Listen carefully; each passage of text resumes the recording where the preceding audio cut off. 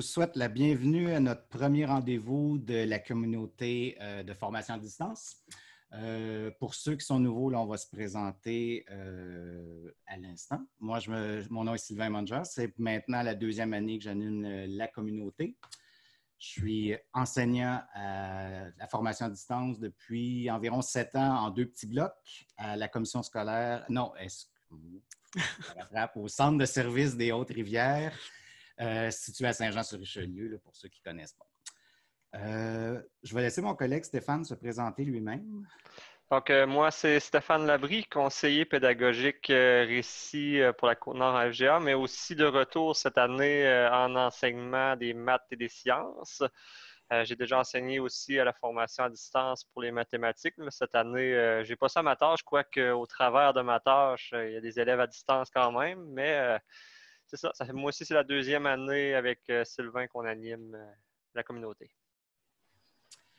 Parfait, merci Stéphane. On a plutôt un ordre du jour pas mal chargé, c'est important.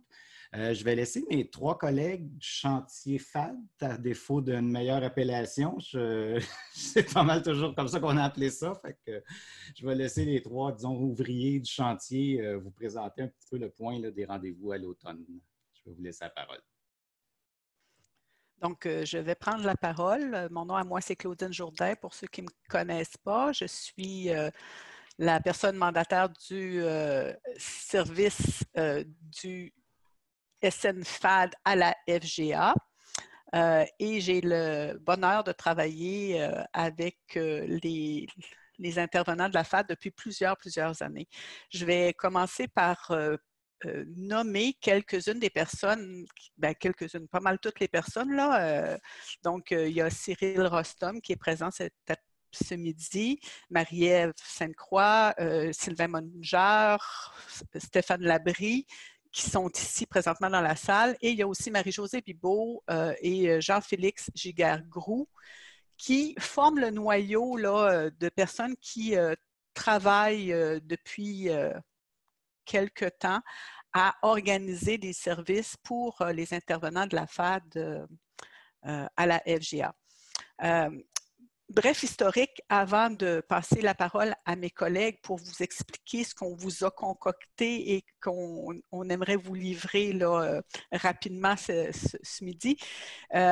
Depuis 2016, mais bien avant, la FAD est présente à la FGA, là, on le sait, on a toujours eu des cours en FGA et tout ça, mais en 2015-16, il y a eu une brève consultation auprès de 18 commissions scolaires qui a permis de dégager, disons, des pratiques de la FAD en FGA. Et ça l'a nécessité pour faire l'analyse des données qui avaient été recueillies, en gros par une équipe du ministère, et c'est moi qui travaillais à faire les entrevues. Et Cyril a travaillé à colliger tout ça avec une équipe multi. Là. Il y avait Mme Parr et Charles. Merci.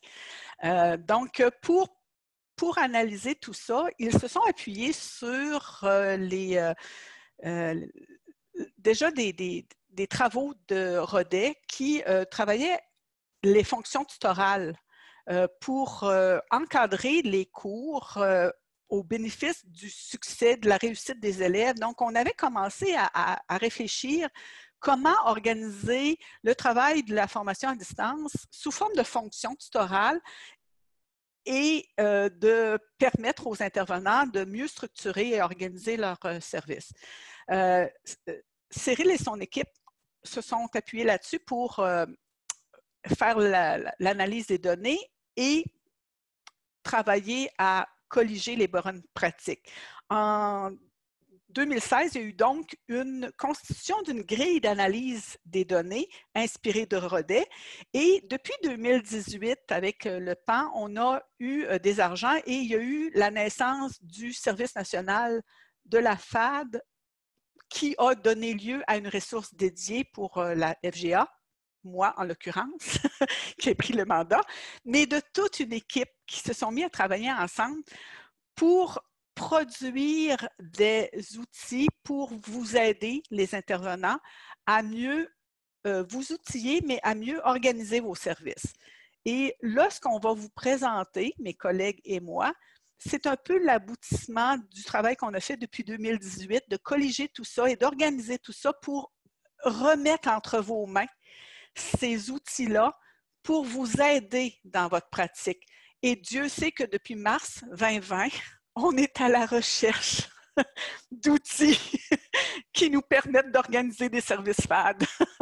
Donc, on espère que vous allez profiter de cet automne, des rendez-vous qu'on va vous inviter à placer à votre agenda pour venir réfléchir avec nous et améliorer de façon conviviale et par vos réflexions, nos discussions, les rendez-vous qu'on va se placer, les services que l'on a à offrir en formation à distance pour nos intervenants. Et par le fait même, bien, on renseigne aussi le ministère sur l'état de situation à la FGA et sur les besoins de notre secteur. Et je pense que c'est important que l'on soit visible et entendu. Et c'est en venant prendre part à ces rendez-vous-là, à nos discussions et en vous exprimant qu'on va être capable de, à quelque part, vous donner ce qui vous sert le mieux dans ces moments-ci. Donc, sur ce, je céderai la parole à mon ami Cyril qui va vous présenter un des outils de référence. Ben, merci beaucoup, Claudine. Merci pour cet historique. Hein. Ça ne nous rajeunit pas, en fait, quand on voit le temps que ça prend hein, pour travailler justement ce type d'outils. Et justement, ben, sans tarder, je vais partager un écran pour vous montrer un site qui va nous servir un peu de fil conducteur pour l'ensemble des rendez-vous qu'on va vous proposer cette année et l'année suivante même comme tel. Donc, je vais faire le partage et vous ne serez pas surpris de voir apparaître en titre du site les fonctions tutorales puisque, comme Claudine le disait, c'est un peu notre cadre de référence. Les fonctions tutorales, en fait, il y en a 6 qui vont nous offrir des angles particuliers pour analyser les services qu'on donne. Et les premiers rendez-vous qu'on va vous proposer vont avoir comme objectif de mieux connaître ces fonctions-là et de voir dans quelle mesure elles vont vous permettre de regarder vos services avec un œil nouveau, avec un angle nouveau. Donc, le site est très simple pour l'instant et il va se construire au fur et à mesure des rendez-vous qu'on va vous proposer et des activités qu'on va faire avec vous. Alors, l'historique dont Claudine a parlé est disponible ici. Il y a aussi une page qui va contenir la terminologie qui est utilisée à travers l'ensemble du site parce qu'il faut établir le vocabulaire qu'on utilise, le sens qu'il a. Là, je vais juste agrandir ma page. Lui, il m'embête, je vais le mettre ici. Voilà.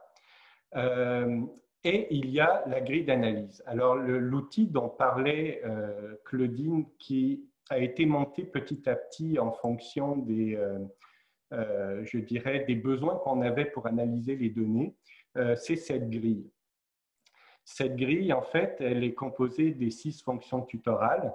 Alors, on a la première, l'accueil et l'orientation, la fonction tutorale organisationnelle, la pédagogique, les termes sont assez explicites, la technologique, la fonction relationnelle, ça c'est une qui, à mon avis, ces derniers temps est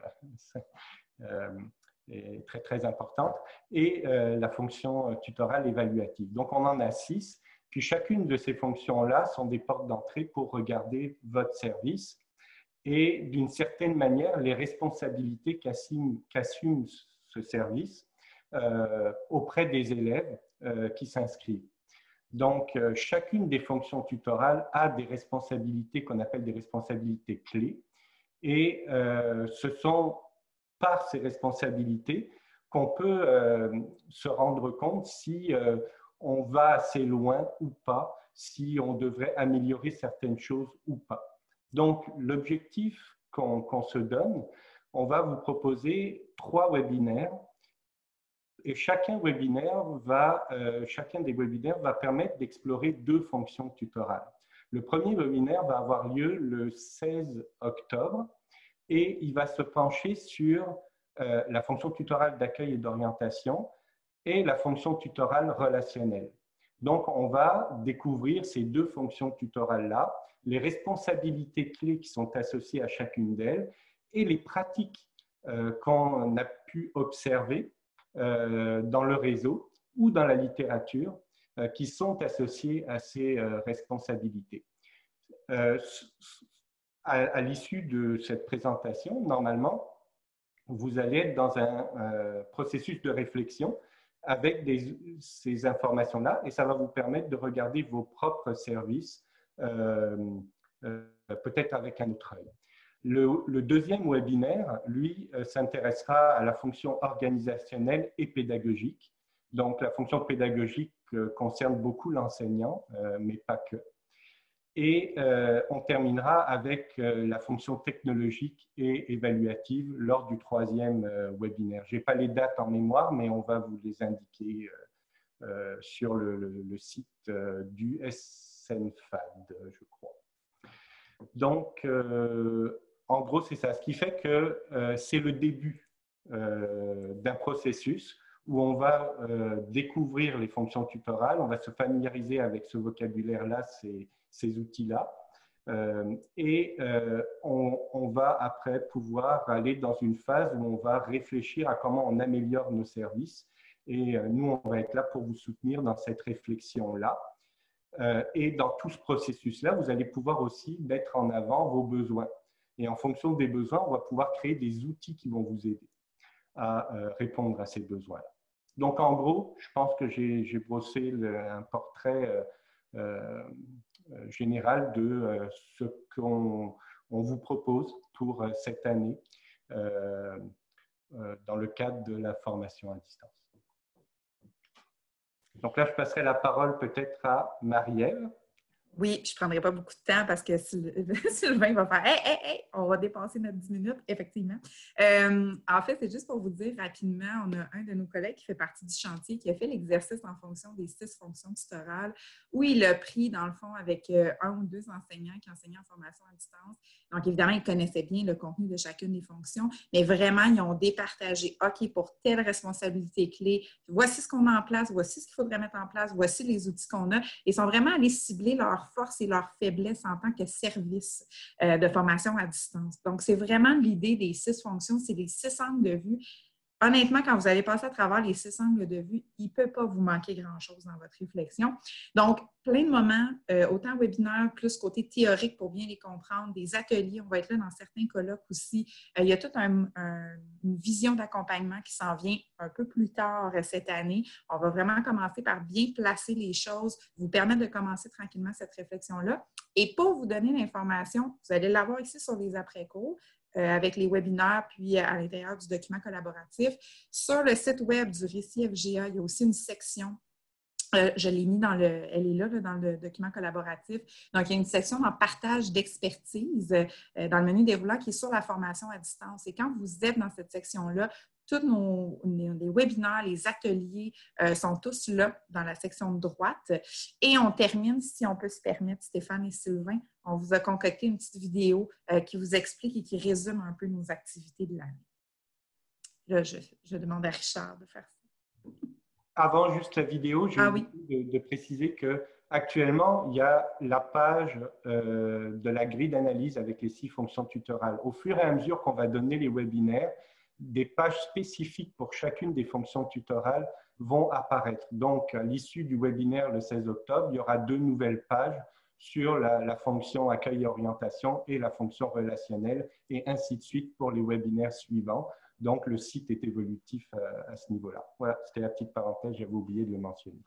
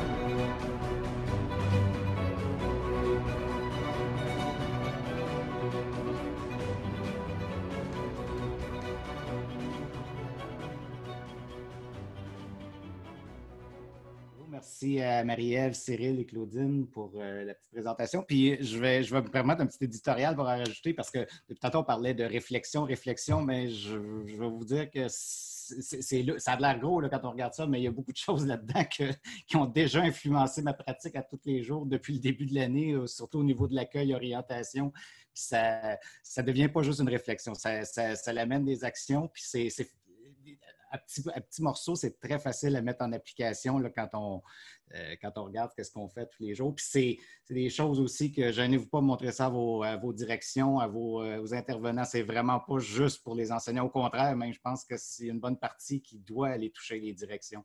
Puis comme on fait ça maintenant en ligne, c'est peut-être même plus facile d'aller chercher les directions parce que de les faire descendre à Laval pour la QFGA un mercredi, c'est pas mal plus dur que de le dire devant ton écran pendant une heure ou deux. En tout cas, je sais que moi, le mien, il n'y aura presque pas le choix d'y aller.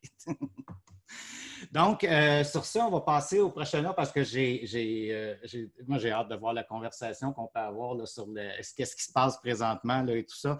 Évidemment, le classique, la première rencontre, c'est toujours la petite présentation, mais on va faire ça rapidement là, parce que le but, c'est juste, je sais qu'il y a des gens qui sont nouveaux. Il y en a qu'on connaît, mais je vais vous inviter, si vous le désirez, évidemment. Je ne vous forcerai pas à vous présenter quand même pour faire, mais pour aider, j'ai ajouté un répertoire des intervenants. Il est à la page 3, juste en dessous un petit peu plus bas, là, si tu descends. Ceux qui étaient là l'an dernier l'ont déjà rempli. Ce que j'ai fait, c'est pour vous éviter d'avoir à retourner mettre les mêmes informations au besoin. J'ai rajouté une petite colonne à droite avec l'année, donc pour indiquer que c'est des informations qui viennent de 2019-2020.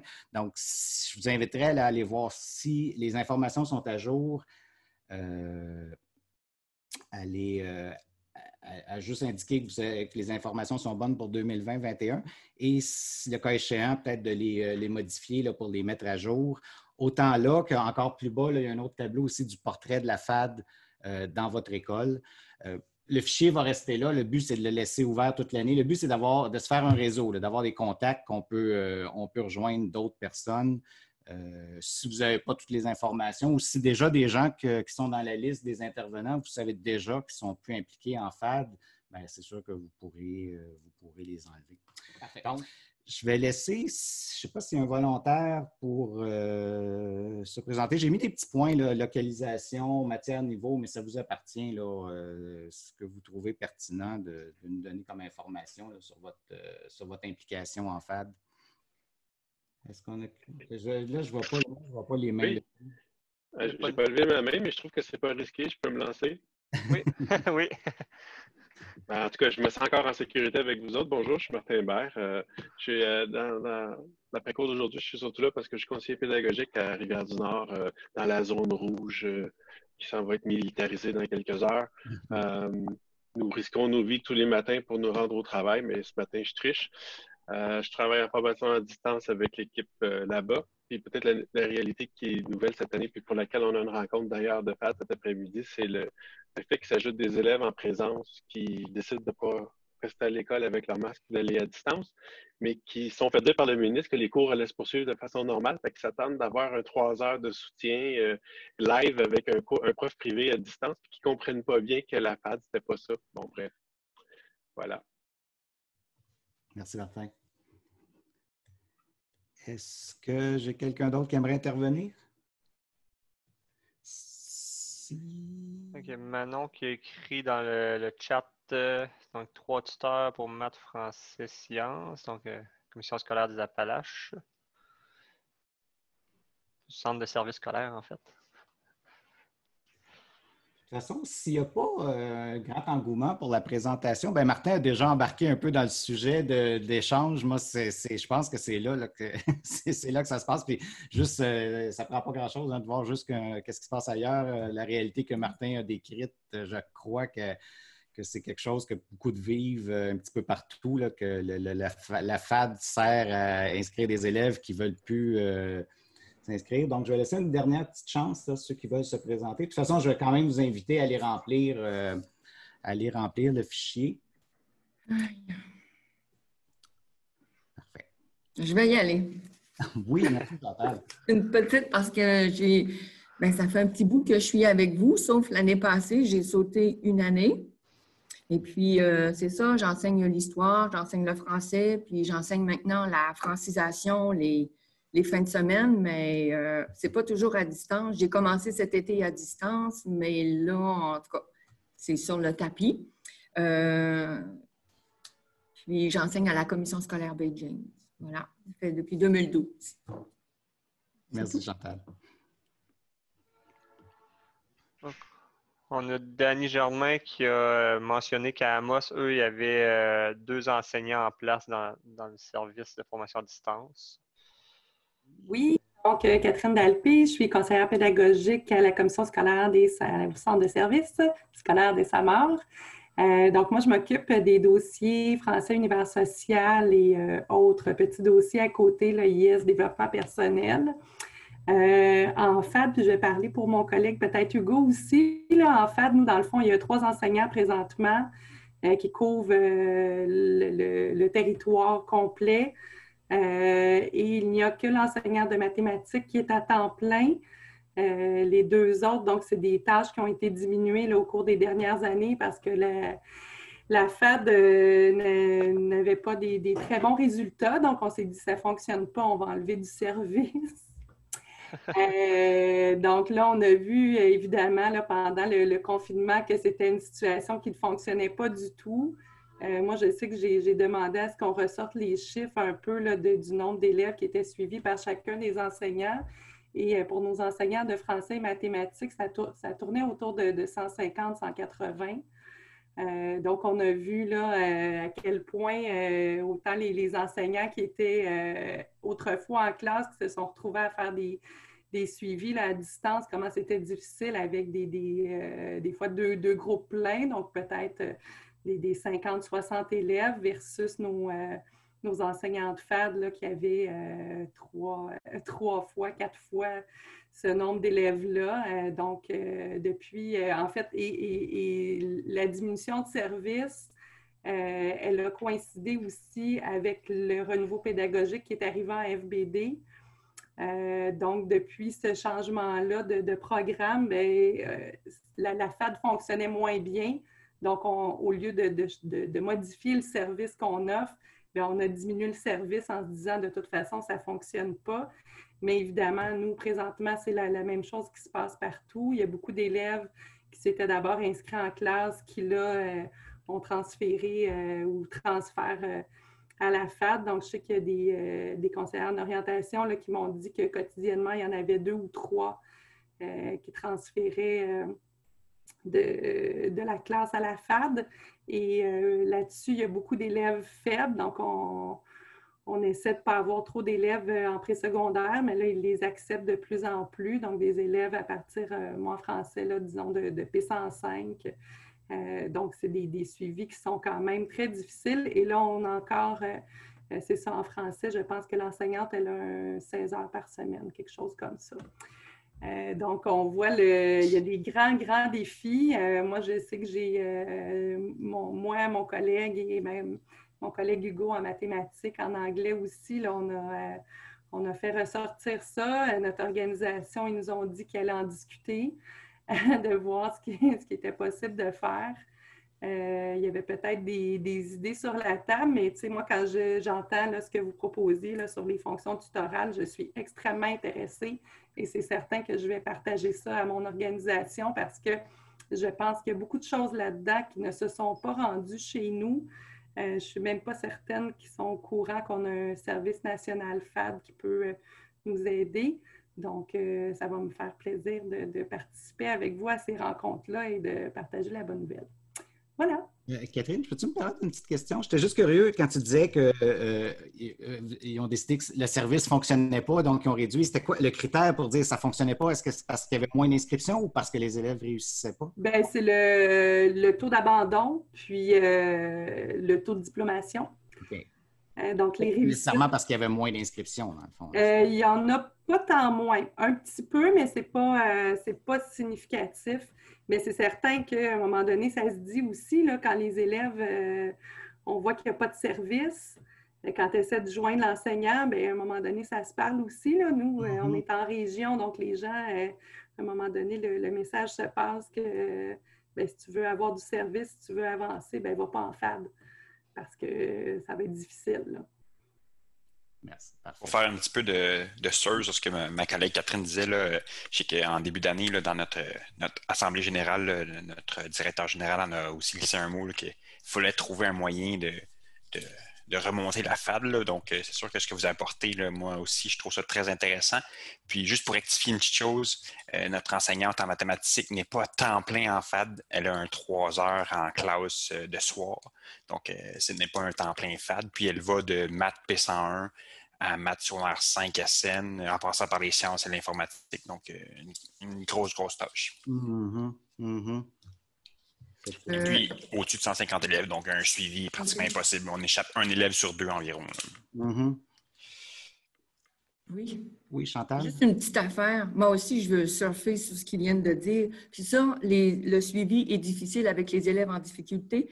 Puis aussi, on ne se le cachera pas, il y a de plus en plus d'élèves avec des troubles dyslexiques, dysorthographiques, c'est dysphasie même. Cette année, puis moi, mes élèves se trouvent à Matagami puis à Lebel-sur-Quivillon. Ça fait qu'il va falloir que je me promène un petit peu plus cette année pour donner de la formation aux élèves et en donner aussi aux surveillantes parce qu'ils n'ont pas de professeurs. Est-ce qu'il y a quelqu'un d'autre? De toute façon, s'il n'y a personne d'autre qui veut intervenir en présentation, de toute façon, on fait le lien de toute façon avec l'échange de toute façon, puis c'est peut-être le morceau qui est plus intéressant. Je n'ai pas vu, Stéphane, tu as vu quelque chose? On a Huguette qui peut intervenir. Oui, bonjour. Petite nouvelle, je CP en sciences au CSSDM, donc Montréal, zone rouge aussi, comme Martin. Dans le fond, c'est parce qu'on a 3 enseignants en FAD, dont un nouveau, donc j'imagine qu'il est en train de s'approprier aussi. Fait que je viens rechercher des ressources parce que pour moi, c'est nouveau aussi, la FAD. Donc, je suis une petite espionne là, qui vient chercher des ressources, de l'expertise, surtout de toutes vous. Merci. En fait, ici, là, c'est un nid d'espions, à mon avis. mais c'est ça le but de la communauté. On dit des ressources. La seule chose à faire attention ici, c'est plus le but de partager. Parce qu'effectivement, ici, c'est difficile des fois les ressources en tant que ça. Parce que si on parle trop d'une matière particulière, bien là, ça devient... on essaie de garder ça un petit peu général, mais c'est effectivement... Puis c'est particulier. Toutes les communautés sont intéressantes, là, mais je pense que ce qu'il y a de particulier à la FAD, c'est que généralement, un petit peu partout, on a des intervenants qui sont... Quand on entend un enseignant de ci, un enseignant de ça, donc c'est des intervenants qui sont isolés, chacun à leur endroit. Puis c'est des équipes de maths, des équipes de français. Dans toutes les écoles, il y a plusieurs profs, donc c'est facile, là, cette communication-là. Fait que je pense qu'elle est importante. Là, moi, je vends beaucoup à ma direction que mon temps de partage avec les collègues, bien, il est plus important ce partage-là avec des collègues de l'extérieur de mon école parce que c'est eux autres qui sont plus proches de ma réalité, de ce que je fais tous les jours. Fait que des fois, c'est bien beau les réunions de groupe de maths, mais souvent, le côté FAD n'est pas du tout touché. Fait que c'est bon. Fait que c'est vraiment le but, là, c'est ça. Fait que tant mieux si... J'espère que ça va t'apporter des choses. Puis justement, c'est ça un peu le but du tableau. Tu entends quelqu'un te dire quelque chose ici, là. Les adresses courriels, pas de problème, ça m'est déjà arrivé une couple de fois. Quelqu'un m'a envoyé un courriel. Hey, tu as parlé de telle chose l'autre fois. C'est le but de l'opération. Parfait. Merci. Est-ce que... Claudine qui veut intervenir. Oui, Claudine. Parce que moi non plus, je n'ai pas de petite main pour lever, fait que je vais lever la vraie. J'écoute depuis tout à l'heure les présentations, les gens qui sont présents, puis je vous remercie beaucoup là, de venir renchérir avec nous là, sur nos discussions, puis nous présenter vos réalités qui sont finalement pas mal tous les mêmes. On se pose beaucoup de questions depuis la communauté FAD. J'étais dans les premières animatrices. Nous l'avons justement instauré pour pouvoir vivre ce que l'on vit là, le partage des réalités, la recherche de solutions, l'expression des besoins. Puis là, j'entends les gens et je me dis, on aurait avantage à peut-être inviter des ressources en adaptation scolaire parce que on sait que là, par la force des choses, on doit accompagner des élèves qui n'auraient pas choisi la FAD. On leur impose un service et on se sent démuni comme enseignant. Ce n'est pas nécessairement la clientèle pour laquelle on a plus d'outils pour mieux les servir et on en échappe, c'est ce qu'on entend. Donc, je sais qu'on est capable dans notre jardin de formation à distance et de FGA de trouver des gens qui vont pouvoir nous donner des conseils à ce sujet-là. Et ça m'amène à la réflexion.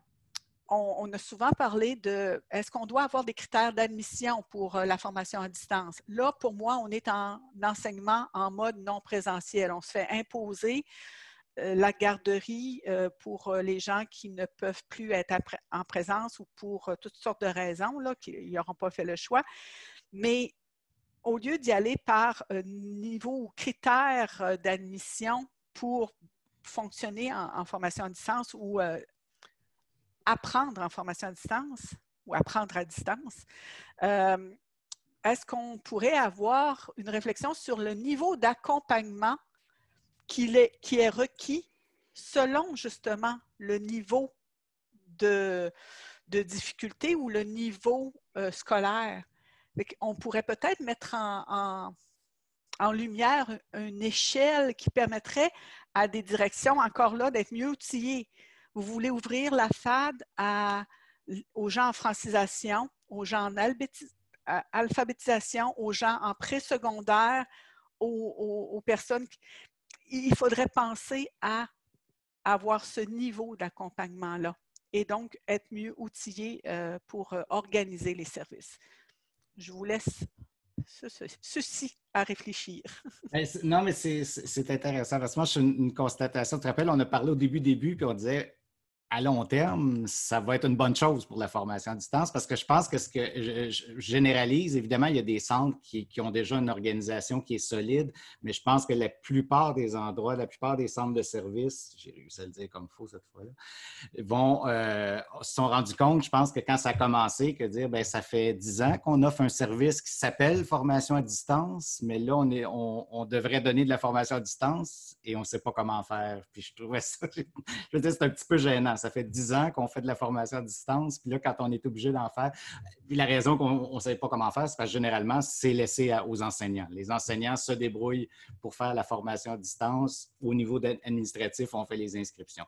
Encore là, je dis, c'est une réalité à beaucoup d'endroits, c'est pas la réalité partout, mais je pense que là, il y en a beaucoup qui se réveillent un peu, là, qui se rendent compte que, ouais, fait que je pense que c'est le temps là, un peu de taper sur le clou là, au niveau organisationnel. Là. Je pense que c'est là qui est on venait souvent là, avec l'équipe de FAD, là, puis ça, c'est pas en tout cas, chez nous, c'est pas une réalité qu'on a d'avoir une équipe au complet qui connaît la FAD. C'est le prof qui s'en occupe, puis l'administration qui fait les inscriptions. Qu'est-ce que je voulais dire? J'ai oublié je vais laisser. Est-ce qu'il y a quelqu'un d'autre qui aimerait intervenir, justement? Bien là, comme je disais, on est pas mal dans l'échange sur la nouvelle réalité. Je peux peut-être faire une petite introduction, dans le fond. C'est ça là, aussi, là, qui, évidemment, là, on parle de FAD imposé, comme disait Claudine. C'est pour ça, là, dans l'ordre du jour, j'ai pris, à défaut de trouver une plus belle appellation, d'appeler ça la FAD classique versus un peu ce qui se développe, modèle hybride, présentiel. Là, je pense que la plupart des modèles hybrides, c'est des solutions de fortune temporaires. Est-ce qu'il y en a parmi ceux-là qui vont rester après? Là, c'est de distinguer qu'est-ce qui est de la FAD là, un peu forcée à cause de la pandémie, de ce qui va rester après.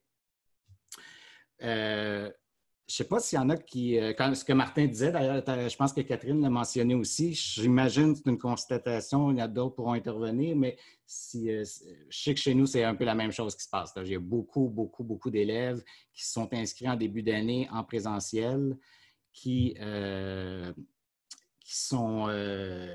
qui n'ont pas aimé le service parce qu'on fait un service à mi-temps. Puis jusqu'à récemment, on n'offrait même pas de service hybride. Donc, beaucoup d'élèves ont fait le choix de s'en aller en formation à distance. Puis comme Martin le mentionnait, le problème avec ça, c'est que souvent, les élèves ne sont peut-être pas conscients de ce que c'est là, présentement la formation à distance. Ce n'est pas un cours à distance. Oui, il y a généralement des consultations, en tout cas chez nous, il y a des consultations avec l'enseignant, mais il n'y a pas de façon qu'on peut leur donner un cours de 2-3 heures semaine quand on a une clientèle qui tourne autour de comme ça 150 élèves. Là. Je ne sais pas s'il y en a qui ont au niveau de... Ça, j'étais curieux de savoir ça, comme Martin a mentionné. Est-ce que c'est quelque chose qu'on voit un petit peu partout, là, beaucoup d'élèves qui font le choix de transférer à la FAD au lieu de ce qu'on peut offrir comme présentiel présentement? Bien, je vais continuer dans ce cas-là. Personne ne va intervenir, mais je vais en prendre la parole, il n'y a pas de problème. Mais là, depuis tantôt, on parle des problèmes, mais là, justement, quand je parlais de ce que Claudine et moi, on parlait à un moment donné, dire qu'il y a des avantages, bien, moi, ce que je constate chez moi pour la fête que je donne, c'est comment le cours que je donne en l'espace d'un an a changé du tout au tout. L'an passé, je voulais voir des élèves en ligne, faire vraiment de la formation à distance le plus possible, mais notre modèle était vraiment un modèle de présentiel. Puis là, tout d'un coup, tout se passe en ligne. Même si officiellement, on a l'autorisation d'accueillir des élèves en présence à l'école, les élèves, bien, je pense que tout le monde a probablement constaté que les élèves ont développé des habiletés depuis 6 mois à se brancher en ligne. Puis c'est pratiquement pris pour acquis maintenant. Là, quand je vais proposer une rencontre à un élève. Puis ça, c'est une force qui est, je pense que j'en parlais, le micro n'était pas encore ouvert au début. C'est une force qu'on peut appliquer tout de suite. On parlait d'accueil. Puis c'est un accueil souvent qui est dur à faire en FAD parce que c'est difficile. Des fois, l'élève s'est inscrit. Je sais que chez nous, l'élève s'inscrit.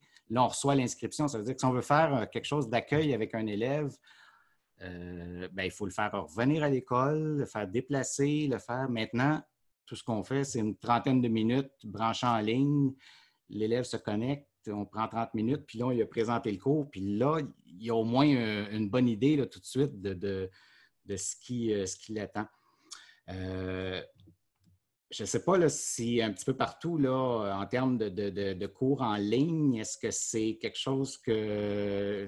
Moi, je suis curieux finalement de voir, est-ce que le modèle a changé, le modèle, la façon de donner votre cours là, présentement, est-ce que ça a changé? Moi, de mon côté, je vois que c'est plus la même chose du tout. En réalité, c'est ce qu'on... moi, c'est la FAD que j'aurais toujours voulu donner depuis longtemps. Là, on dirait que par la force des choses, ça s'est développé sans que j'aie besoin de pousser finalement. J'étais curieux. Sur ça, un peu, je voulais savoir, quand je parle de nouvelle réalité, de voir est-ce que dans le quotidien, là, vous voyez des changements là, vraiment dans la façon de faire. Puis, comment dire, il y a des difficultés, mais je pense qu'il y a aussi des avantages là, qu'on peut tirer de tout ça aussi. Là. Il y a Martin qui avait levé la main. Ça, effectivement, de notre côté, est-ce que ça a changé le confinement, puis après ça, le retour en classe, c'est la disponibilité, puis le soutien, tout à coup, des ressources. Tout à coup, des choses qu'on demandait depuis un certain temps. Là, il s'est commandé plein de casques d'écoute cette semaine. Il s'est commandé plein d'équipements tout à coup, parce qu'il faut que tout le monde soit équipé pour le faire. Puis ça inclut les enseignants de FAD. Fait qu'il y a peut-être de ce côté-là des avantages. Il y a aussi le fait que ça l'a mis... un peu la priorité sur le service de formation à distance qui n'était pas nécessairement là. Hein? On se disait, ben, c'est un service parmi tant d'autres. Puis là, tout à coup, parce que ça devient, à cause des circonstances, quelque chose de vraiment essentiel pour pouvoir poursuivre la formation avec tout le monde, ben, on équipe tout le monde, dont aussi les enseignants de formation à distance. Il reste après ça à faire la petite distinction entre la formation à distance puis peut-être le service de garde qu'on parlait tantôt, là, qui se fait un peu là, à distance. Puis un des problèmes que j'ai dit sur plusieurs plateformes, c'est le fait que le discours qui vient du ministère de l'Éducation ou du gouvernement est toujours comme si l'éducation, c'était un bloc monolithique. Puis après ça, ben, il oublie de mentionner que la formation à distance aux adultes, c'est différent. Il parle de suivre les gens à distance. Ben, vous l'avez vu au printemps, on leur donne des cours à distance, mais moi, je l'ai vu avec mes enfants, puis il y a plein de témoignages alentours où une chance qu'il n'y avait pas d'examen après parce que ça aurait été problématique. Mais en FGA, ce n'était pas le cas. Il y avait un examen après, fait que ça ne pouvait pas être juste on les occupe. Ces petits bouts-là, je trouve, qui restent à travailler, à continuer de faire entendre aux gens que oui, quand le ministère dit les écoles ne changeront pas demain, il y a des zones rouges, mais ça ne change pas, bien, peut-être des exceptions aux adultes, puis il faudrait les mentionner. Fait qu'il faudrait que Moi, j'ai souvent dit au ministère, je ne vous demande pas d'avoir un communiqué qui, dès le premier jour, dit voici ce qui va se faire aux adultes, mais qui disent au moins voici ce qui va se faire aux jeunes, et sachez qu'aux adultes, on réfléchit à quelque chose, on va arriver avec d'autres choses, mais là, la distinction est difficile à comprendre, puis ça fait le conflit qu'on a créé, que des élèves pensent qu'ils vont avoir le même service à distance parce que c'est ce qu'ils ont entendu aux nouvelles. Fait que là, c'est le petit bout. Mais tu as raison qu'il y a une opportunité à saisir. Je crois que chez nous, dans nos équipes de formation à distance, on a saisi d'avoir du soutien, d'avoir des ressources, puis on en profite. Là. C'est un peu mon témoignage là-dessus. Oui, bien, tu as absolument raison. C'est au niveau juste des ressources, le nécessaire, c'est effectivement, en tout cas spécialement en mathématiques et sciences, qu'on s'est rendu compte, c'est bien beau. On peut se brancher en ligne, on peut utiliser une belle caméra, avoir l'élève en ligne, partager l'écran, mais expliquer quelque chose de mathématique devant un écran avec une souris, c'est pratiquement voire impossible. Donc, les outils, moi, j'en ai profité parce que j'ai des outils que moi j'ai, mais que c'est mes outils personnels avec ma tablette et tout ça. Donc, je n'ai pas en profité pour faire ces cours à distance, mais présentement, les profs qui veulent le faire, c'est encore une problématique. Donc, c'est ce que je parlais tantôt quand je disais que ça a ouvert les yeux à ben du monde dans le sens tu disais la problématique quand on dit, c'est parce qu'on offrait un service de formation à distance, mais qui était, à beaucoup d'endroits en tout cas, qui était essentiellement un service de présentiel, là. Donc, ça fait gênant un petit peu de dire, bien, on offrait depuis 10 ans un service de formation à distance, mais tout d'un coup, on n'est pas prêt à donner de la formation à distance. Qu'est-ce qu'on faisait pendant ce temps-là? Claudine, lève la main virtuellement. Pour continuer dans la même veine, c'est parce que j'ai essayé de l'écrire, mais il me manque des mots dans ce que j'écris, je vais écrire trop vite. Moi, ce que je considère, c'est aussi le danger qu'on entend effectivement là, dans les discours ministériels, de laisser croire que basculer vers soit l'enseignement hybride ou l'enseignement à distance, c'est donc vers l'apprentissage à distance que c'est facile pour un élève et que ça se fait sans soutien. On est ici présents quand même quelques-uns du récit et on a de nos collègues qui sont étonnamment pas si sollicités que ça pour la partie planification, analyse et organisation des services. Nous avons souvent des demandes qui arrivent en fin de parcours dans les réflexions et qui nous amènent à formation, accompagnement et soutien, et parfois soutien technique plus que pédagogique. Alors que lorsqu'on peut interpeller le récit en amont, bien, il peut y avoir là un travail d'équipe qui va peut-être bonifier la prestation de service qu'on va donner pour les élèves. Puis à la fin, toujours penser, oui, on a nos enseignants qui sont précieux, que l'on doit accompagner, que l'on doit entendre, que l'on doit épauler, soutenir. Mais n'oublions jamais de se mettre en position apprenant. Comment un élève reçoit l'ensemble des consignes qu'on donne? Est-ce qu'elles sont claires? Est-ce que les attentes que l'on nomme, ils vont être capables de les mettre en place et ne pas surcharger l'élève de trop de textes? On l'a dit tout à l'heure, nous avons aussi une clientèle dont le niveau de littératie pour plusieurs est limité. Ils sont là pour apprendre. Si on avait des gens à l'université, ben on ne serait pas là. Fait que, on n'a pas cette clientèle-là, puis ce n'est pas pour eux qu'on travaille. Donc, soyons conscients de ceux que l'on veut accompagner et réfléchissons à la façon dont on peut mieux le faire. Et je pense que c'est un travail d'équipe. Ce que Sylvain mentionnait tout à l'heure, c'est que dans notre travail que l'on fait en chantier FAD, falloir qu'on trouve une autre façon de l'appeler comme ça. Ce n'est plus un chantier, c'est rendu une autre chose. On va le trouver.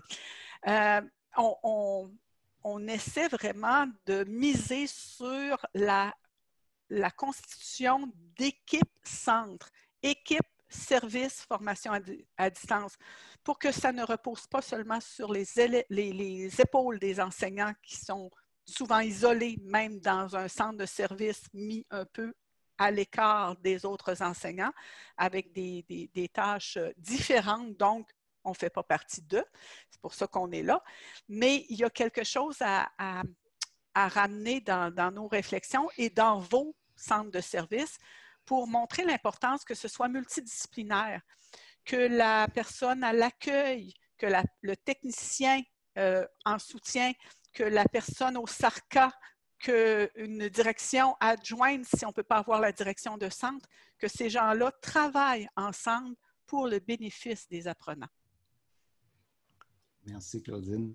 C'est ce que je voulais dire aussi en partant. La conjecture est là pour que là, il y a quelque chose, il y a des choses qui se font un petit peu de façon temporaire, mais d'autres qui vont probablement, on va probablement apprendre certaines choses de ça. Mais les pratiques forcément vont changer, le besoin au niveau technologique.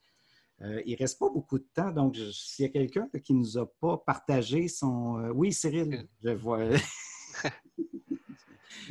Ça va pas être bien long, mais c'est quand même une réflexion qui me vient, je dirais aussi avec toutes les lectures pour la préparation que je peux faire et autres. Il y a peut-être un élément majeur que des fois, bizarrement, les directions ont ça dans leur tête lorsqu'ils traitent lorsqu'ils organisent d'autres types de services, mais pour la FAD, ils ne l'ont pas à l'esprit. C'est le fait qu'il n'y a rien qui arrive par le simple fait du hasard. Et la réussite des élèves en formation à distance ne sera pas le fait du simple hasard. Il faut vraiment préparer les choses du début, quand l'élève pense à s'inscrire, à la fin, lorsque l'élève, mettons, passe son premier examen, puis ensuite débute. Bon, il n'y a aucun hasard là-dedans. Tout doit être réfléchi, planifié. Puis pour pouvoir le réfléchir et le planifier, il faut s'asseoir ensemble. Donc, il faut avoir une équipe à un moment donné qui réfléchit à tout ça, puis qui crée ce fil conducteur en imaginant tous les obstacles que l'élève peut rencontrer et en imaginant des solutions à ces obstacles-là. Et donc, il faut vouloir ne plus laisser aucune place au hasard à l'intérieur de tout ce parcours-là. Quasiment, c'est comme une loi qu'on pourrait ne plus laisser la place au hasard. Parce que la réussite ne vient pas du hasard, en fait. Oui, puis je pense qu'il y a une mentalité aussi, puis c'est peut-être voulu de la part souvent des directions pour un peu. Évidemment, on ne le dit pas à travers tout ça, mais la raison d'être de la formation à distance à beaucoup d'endroits, c'est encore, jusqu'à récemment, de financer. Donc, c'est probablement de là. Mais un argument moi, que je me fais souvent lancer par des collègues, c'est « Ah ben oui, mais toi, c'est des élèves autonomes que tu as. » Pas du tout. C'est la même clientèle qu'on a dans nos classes en présence. C'est juste que l'élève, souvent, lui, a décidé qu'il s'en allait en formation à distance. Il n'est pas plus autonome que beaucoup d'élèves qu'on tient par la main dans nos classes. Donc, c'est encore là, c'est le modèle est vraiment différent du cégep-université. Cégep-université, ils peuvent se permettre de dire, ben, c'est ça les règles, tu fais ça, tu fais ça, tu fais ça, puis c'est ça qui est ça. Mais c'est clair qu'avec le clientèle qu'on a, oui, il y en a certains qui sont autonomes, mais ils seraient autonomes s'ils étaient dans nos classes aussi, de toute façon. Mais c'est ça, c'est le modèle de formation à distance des cégeps. On ne peut pas s'appliquer à la formation à distance au secondaire. À la VGA, je devrais dire. On est pas mal rendu proche d'une heure. Je ne sais pas s'il y a quelqu'un qui aurait une dernière petite intervention avant qu'on clôt la réunion. Est-ce qu'on voit des mains, que quelqu'un voit des mains que moi je ne vois pas? Non. Non, je pense. Je vais vous inviter pour finir. Par exemple, j'avais juste un point. Ce n'est pas nécessaire qu'on en parle. Il y a un point à l'ordre du jour, suggestion terme pour les réunions à venir. Le document partagé, il est toujours là. Donc, je vais vous inviter d'ici à la prochaine réunion. D'ailleurs, je pourrais le mentionner. La prochaine réunion, c'est 11 novembre 2020. Puis d'ici là, de toute façon, le prochain rendez-vous, c'est le 16 octobre. Si je ne me suis pas trompé, c'est bien ça, 16 octobre 2020. Donc, je vais vous inviter à aller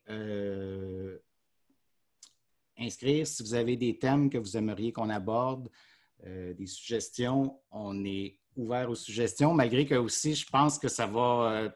dans 11 novembre, c'est dans 6 semaines. Je pense qu'il y a bien des choses qui vont se passer en 6 semaines. Fait que je pense que la réalité du maintenant, je pense qu'elle va être encore importante à ce moment-là, voir s'il y a des changements, surtout s'il y a des améliorations.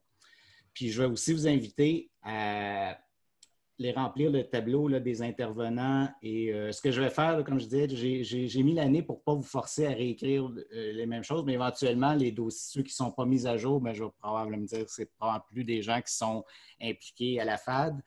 Puis je vais vous aussi lancer l'invitation, si vous avez des intervenants FAD dans votre coin qui ne nous connaissent pas, qui ne connaissent pas les après-cours, la communauté, des invités à se joindre à nous. Plus on est, plus on a de partage, puis comment dire, les réalités semblables, on va les chercher dans nos collègues de FAD, dans d'autres centres, plus que dans nos collègues de notre école. Et Catherine qui a levé la main. Oui, Catherine, je vais te laisser... Oui, je voulais savoir si les webinaires allaient être enregistrés pour qu'on puisse les réécouter ensuite. Oui, ça va être la même chose que l'an passé. Ça va être plus rapide même parce que j'ai accès aux enregistrements de la journée même. Donc, ça va se faire très rapidement. Parfait, merci. Mais je vais quand même me permettre de vous encourager à être là en présence parce qu'il y a tellement de questionnements. Non, c'est qu'il y a beaucoup de questionnements qui apparaissent à mesure qu'on développe ça. Puis c'est vraiment intéressant d'être... Oui, Cyril. Oui, puis j'ajouterais que dans le webinaire, mettons, on va traiter de 2 fonctions tutorales, ce qui fait qu'il va y avoir une partie du temps, mettons, un 15 minutes pour une, un 15 minutes pour l'autre. Et après, il y a un temps qui va être dévolu à la période de questions. OK? Donc, c'est là aussi que les échanges peuvent être intéressants pour cibler les besoins que vous pourriez avoir en termes d'outils ou autres qui seraient intéressants de développer. Donc, oui, il y a le webinaire, mais il y a aussi l'échange après qui permet l'expression des besoins ou des commentaires ou autres. Donc, pour faire en sorte que le contenu réponde vraiment à ce que vous avez besoin sur le terrain. Merci, Cyril. Stéphane, est-ce que tu as une dernière remarque ou quelque chose avant qu'on fasse la fermeture? Non, je pense que ça allait. Donc, c'est ça. N'hésitez pas à suggérer des thématiques. Là. On est bien ouvert. Là, même l'année passée, on a même fait une rencontre maths-français. Donc, on séparait les matières dans 2 salles. Donc, vous avez des idées, donnez-nous-les. Nous, on veut servir la communauté. C'est ça qui est important. Donc, si vous avez des besoins, n'importe quoi, ben, dites-nous-le. Merci, Stéphane. Ben, sur ça, on va clore. Je remercie tout le monde qui était là. J'espère que ceux qui sont là pour la première fois, on va vous revoir dans les prochaines occasions et peut-être qu'on peut aller chercher d'autres personnes. Puis, gênez-vous pas, on parle de sujet. Si vous avez des commentaires au sujet de la communauté elle-même, de la façon qu'on fait, gênez-vous pas m'envoyer des courriels. Là. Moi, on apprend à mesure qu'on fait, ces animations-là. Donc, si vous avez des suggestions ou des petites choses là, que vous pensez qu'on pourrait améliorer, gênez-vous pas. Ben, je parle pour moi. Peut-être que Stéphane ne va pas avoir des commentaires négatifs. Mais sur ça, sur ça, on va clore la réunion. Merci.